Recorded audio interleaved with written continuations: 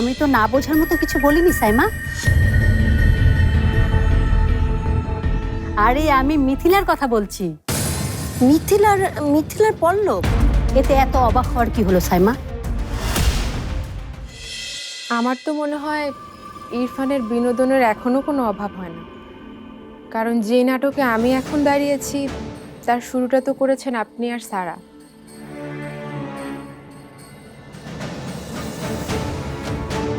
মানে কি সব বলছো তুমি? ফালতু কথা বলার জায়গা খুঁজে পাও না নাকি?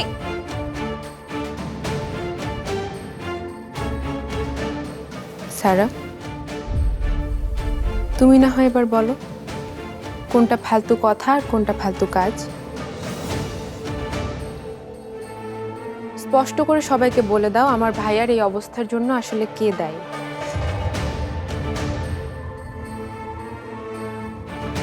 তুমি নিশ্চয়ই বুঝতে পারছো আমি কেন তোমাকে এই প্রশ্ন করছি। আরে আজব তো, আমি কিভাবে বলবো? আমি এসবের মধ্যে নেই। তুমিই বলবে সারা, কারণ তুমি ছাড়া আর কেউ এই প্রশ্নের উত্তর জানে কিনা সেটাও একমাত্র তুমিই জানো। আমার ভাইয়ের কাছে মত কি করে পৌঁছালো সেটার উত্তর আমি তোমার কাছে চাইবো নাকি অন্য কারো কাছে? এমনটা না করলেও তো পারতে সারা, বলো পারতে না? তোমার এই সামান্য ভুলের জন্য ভাইয়াকে সবার সামনে কি পরিমাণ ছোট হতে হয়েছে যা আগে কখনো হতে হয়নি। বাহ, দারুণ! একেই বলে চোরের মায়ের বড় গলা। বুঝো নাই ব্যাপারটা? ভাবি, এক মিনিট। সারা, আমার কাছে সবকিছু খুলে বলতো কি হয়েছে, কি করেছিস তুই বাড়িতে? না ভাইয়া, আমি না। দেখেছো ভাবি, তোমার জন্য আজ। সারা, আমি তোর সাথে কথা বলছি, ভাবির সাথে না। তুই আমাকে খুলে বল তুই কি করেছিস। ভাইয়া মানে আসলে দেখেছেন মা, ইরফানের কাণ্ড দেখেছেন?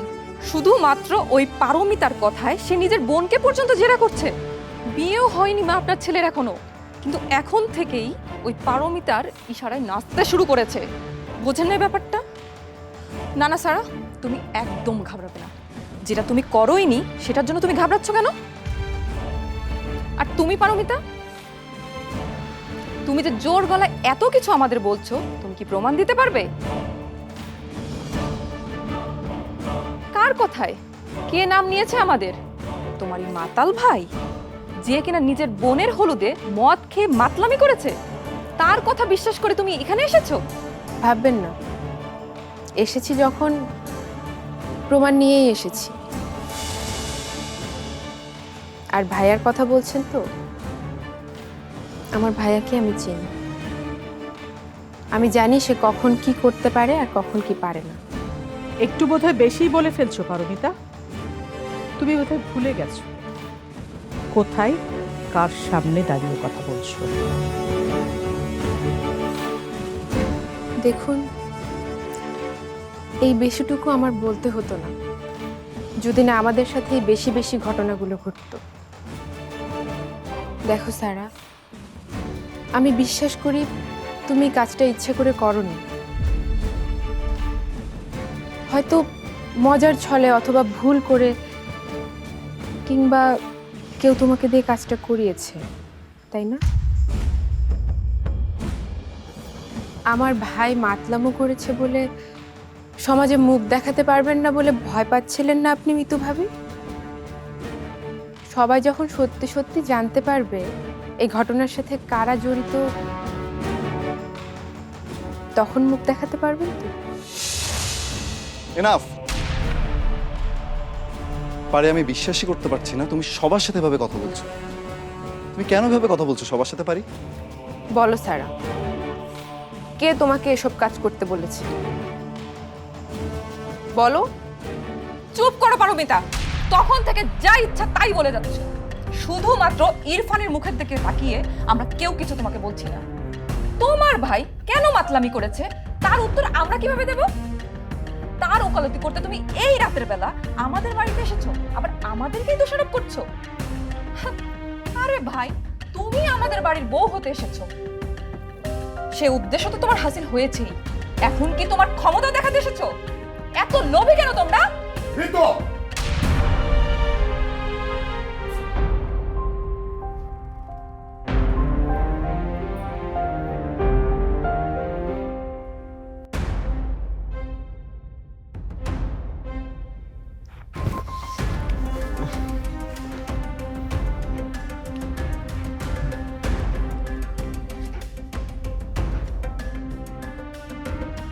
ভাইয়া,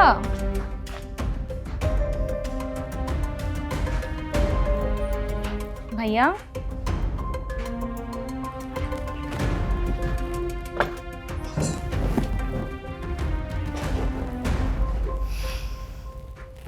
ভাইয়া,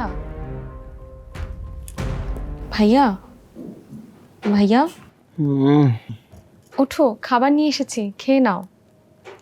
খেলে যদি একটু জ্ঞান টান ফেরে তোমার।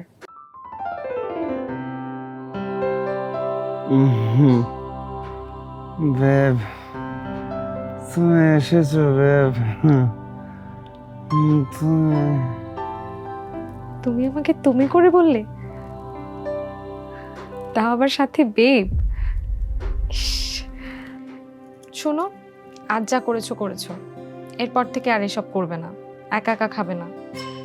আমাকে বললেই পারতে, আমি থাকলে সব সামনে নিতাম। আর এসব ড্রিন করা কিন্তু আমি বুঝি। আরে তুমি আবার রাগ করলে নাকি? আমি এসব আর অন্য কারোর সাথে করিনি, শুধু তোমার সাথেই করব, প্রমিস। তুমি আর আমি একসাথে চিয়ার্স। শোনো না, তুমি ওই যে কি সারা না টেরা, ওর সাথে এত কথা বলো কেন? আমার ভালো লাগে না। এরপর যদি ওর সাথে এত কথা বলো না, তাহলে দেখবা কিন্তু। আরে কি করতেছো? ছাড়ো, কেউ চলে আসবে। ছাড়ো না। I love you.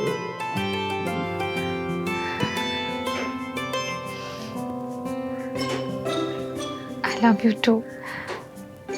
I love you, Sarah. I love you, babe. আমি তোমাকে সারা, অনেক ভালোবাসি। তোমাকে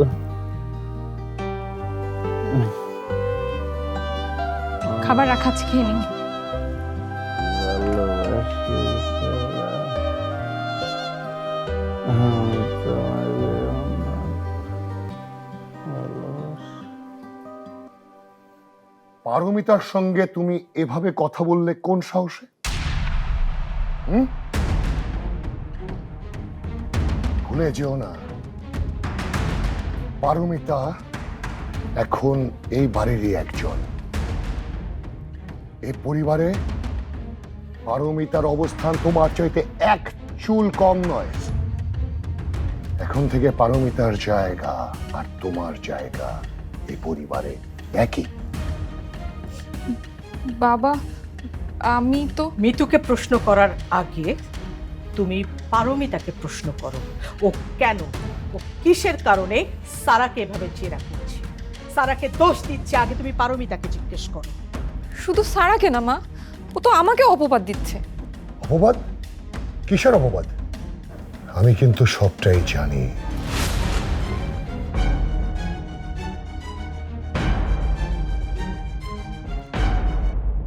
পারমিতাদের বাড়িতে যাওয়ার সময় তোমরা পথে গাড়ি থামিয়েছিলে। কেন থামিয়েছিলে? কোথায় থামিয়েছিলে? হ্যাঁ, মনে করছো আমি কিছুই জানি না?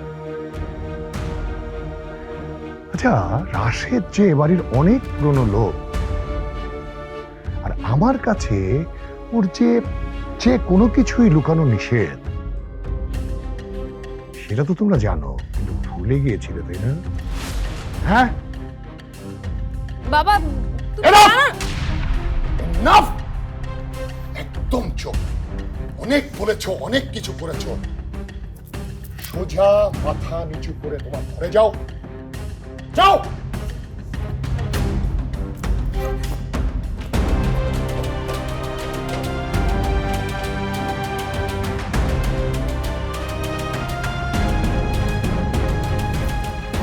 আমি আন্তরিকভাবে ক্ষমা প্রার্থী আঙ্কেল। আসলে পরিস্থিতি সামাল দিতে গিয়ে আমি বুঝতে পারিনি। না, না। তুমি যা করেছো একদম ঠিক করেছো। নিজের পরিবারের পাশে দাঁড়ানো যে কোনো মানুষের দায়িত্বের মধ্যে পড়ে, তুমি তো তাই করেছো। বরং আরে আমার এই বোকা মেয়েটা যা করলো সেটার জন্য আমি তোমার কাছে লজ্জিত, তুমি কিছু মনে করো না মা। কিন্তু মা, এটাও মনে রাখতে হবে এখন থেকে এটাও কিন্তু তোমার পরিবার। অন্যায়ের প্রতিবাদ করবে, যে কারো সঙ্গে করবে, গলা ছেড়ে করবে, কিন্তু এটাও মনে রাখতে হবে তোমার এই পরিবারের সবগুলো মানুষকে নিজের ভেবে আপন মনে করে যে কোনো পরিস্থিতি তোমাকে সামলাতে হবে। এবং আমি জানি সেই বুদ্ধি, সেই ধৈর্য তোমার মধ্যে আছে। আপনার এই কথা আমি আজীবন মনে রাখবো। ও এই রাশেদকে বলেছি। কোনো অসুবিধা নেই আঙ্কেল, আমি একটা রিক্সা নিয়ে তোমার নিরাপত্তার দায়িত্বটাও তো আমারই পড়ে, তাই না? হ্যাঁ না, আমি রাশেদকে কল করে দিচ্ছি।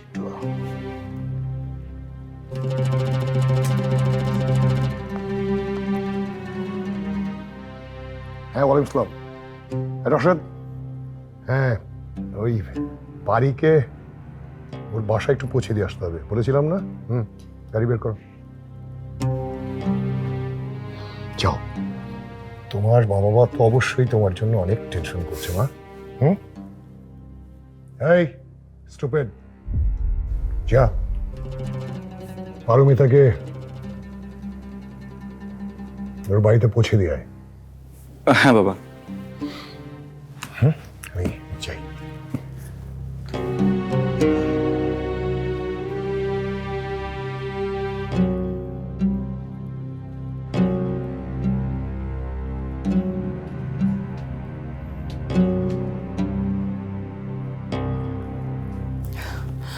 মা, দেখেছেন মা, বাবাও শেষ পর্যন্ত ওই পারমিতার পক্ষ নিল। আমি না হয় পরের মেয়ে মা, কিন্তু পারমিতা আপনার নিজের মেয়েকে এইভাবে সবার সামনে এত অপমান করার সাহস পেল কোথায় মা? কোন গাছ কি কারণে তাড়াতাড়ি বড় হয় সেই প্রশ্নের উত্তর তো আমাকে জানতেই হবে মিতু, আর এর উত্তর দিতে হবে ওসমানকে। আপা, জি জি, না ঠিক আছে, হ্যাঁ দেখা হবে, জি জি জি।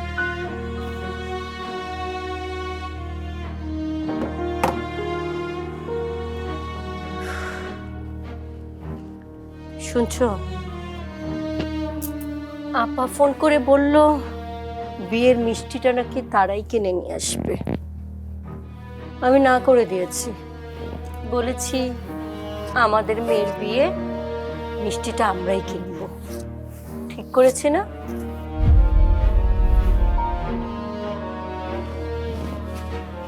শোনো, মানুষ শুনলে কি বলবে বলো তো?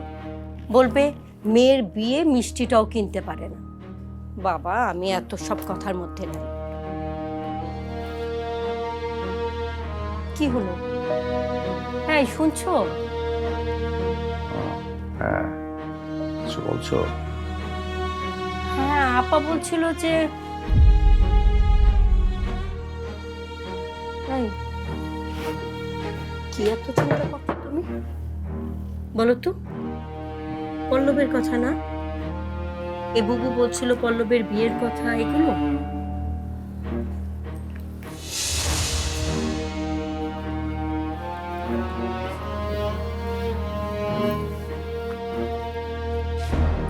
অর্থ নয়, কীর্তি নয়, সচ্ছলতা নয়, আরো এক বিপন্ন বিস্ময় আমাদের অন্তর্গত রক্তের ভেতর খেলা করে, আমাদের ক্লান্ত করে। ক্লান্ত ক্লান্ত করে। লাশ কাটা ঘরে সেই ক্লান্তি নাই।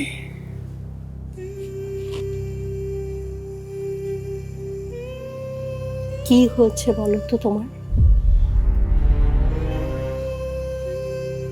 সাইমা, আমাদের মধ্যবিত্তের জীবন অদ্ভুত, বিস্ময়ের। এরা পারে না উচ্চবিত্ত হতে, কারণ সে ক্ষমতা বা সামর্থ্য তাদের নাই। নিম্নবিত্ত হওয়াটা মেনে নিতে পারে না। তাদের সারাটা জীবন কাটে নিজের সম্মান বাঁচানোর চেষ্টার টানা পড়ে নেয়।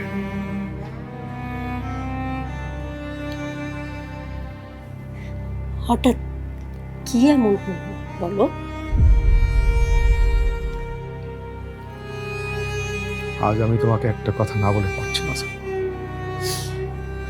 কি কথা বলবে তো? আমি এত বছরের সংসার জীবনে তোমার কাছে কোনো কিছু গোপন করিনি, এবার করেছি। কি করেছো বলো? আমি লোন করেছি।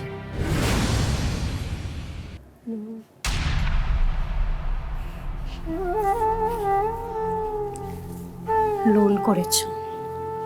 এত চিন্তা, খুব ভালো করেছো। আমি তো ভীষণ চিন্তায় ছিলাম, বাড়ির বিয়ের এত কেনাকাটা কিভাবে হবে।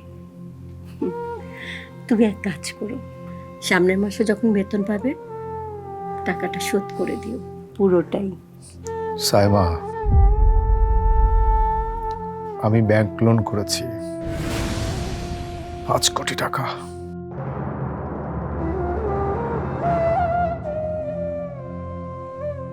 এত টাকা? এত টাকা কেন?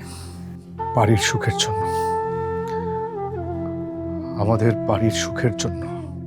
তোকে যৌতুক দিয়ে বাড়িকে বিয়ে দিচ্ছ আফজাল? মাত্র মাত্র 5 কোটি টাকার জন্য তুমি ওই পারমিতার বাবার কাছে হাত পাতলে? ওসমান আলী খান কখনো কারো কাছে হাত পাতেনি আফসানা। তুমি জানো এটা কত টাকা? আমাদের পুরো সবকিছু বিক্রি করলেও তো এত টাকা আসবে না। এই বাড়িটার তো এত দাম না। বাড়ির দাম, তার খুশির দাম। এই টাকা তার খুশির দামের চেয়ে কি বেশি?